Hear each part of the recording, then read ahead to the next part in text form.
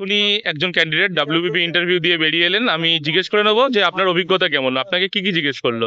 Sir আমি প্রথমে গিয়ে ঢুকলাম, হুম। ঢোকার পর ম্যাম বললো আমাকে যে উম, বসুন। তো আমি বসেছি। প্রথমে আমাকে প্রশ্ন করা হয়েছিল যে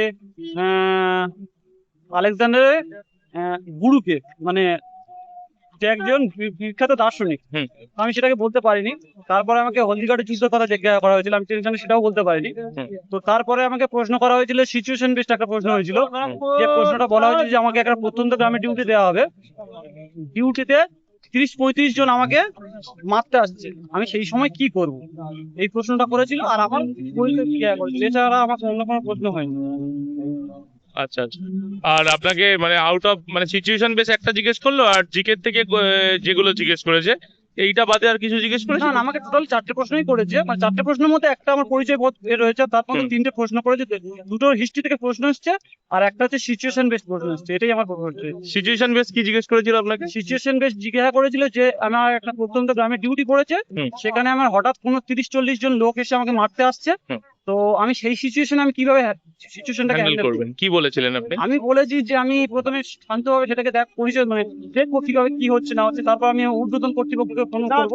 ওনারা তখন বললেন যে ঊর্ধ্বতন কর্তৃপক্ষকে ফোন করা যাবে না, তুমি কিভাবে হ্যান্ডেল করবে। হুম। আমি সেই সময় বলেছিলাম যে আমি শান্ত মাথায় দেখবো, পর্যালোচনা করবো, তাদেরকে বলে করবো, যেদিন না হয় আমি উপরে ফায়ার করবো, করার পর আমি ওখান থেকে বেরিয়ে আসবো।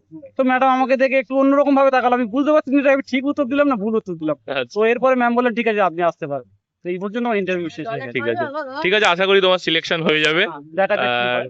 আমরা হোপ ফর দ্য বেস্ট। হ্যাঁ, ঠিক থ্যাংক আছে। ইউ। প্রিয় ছাত্রছাত্রীরা, প্রতিদিনের ইন্টারভিউয়ের আপডেট পেতে তোমরা ইউটিউবে বেঙ্গল গুরুকুল এই চ্যানেলটি সাবস্ক্রাইব করে রাখো এবং ফেসবুকে বেঙ্গল গুরুকুলের পেজটি ফলো করে রাখো। এছাড়াও যারা একদম নতুনভাবে ওয়েস্ট বেঙ্গল পুলিশ বা কলকাতা পুলিশের প্রিপারেশন নিতে চাইছো, তারা অবশ্যই এই ডেসক্রিপশন বক্সে দেওয়া বেঙ্গল গুরুকুলের একটি হোয়াটসঅ্যাপ গ্রুপ আছে, সেই গ্রুপটি জয়েন করো, অথবা ফার্স্ট পিন কমেন্টেও তোমরা গ্রুপটার লিঙ্ক পেয়ে যাবে। ওখানে ক্লিক করে গ্রুপটি জয়েন করো, যেখানে তোমাদের এভরিডে কারেন্ট অ্যাফেয়ারেন্স এছাড়াও বিভিন্ন স্টাডি ম্যাটেরিয়াল শেয়ার করা হচ্ছে, যেটা তোমাদের প্রিপারেশনের জন্য অত্যন্ত গুরুত্বপূর্ণ। সুতরাং দেরি না করে তোমরা চ্যানেলটি সাবস্ক্রাইব করো, পেজটা ফলো করো এবং ডেসক্রিপশনে এবং ফার্স্ট পিন কমেন্টে গিয়ে লিঙ্কে ক্লিক করে আমাদের হোয়াটসঅ্যাপ গ্রুপ জয়েন করে রাখো, যাতে তোমরা একদম আপ টু ডেট থাকতে পারো এই প্রিপারেশনের বিষয়ে। Thank you.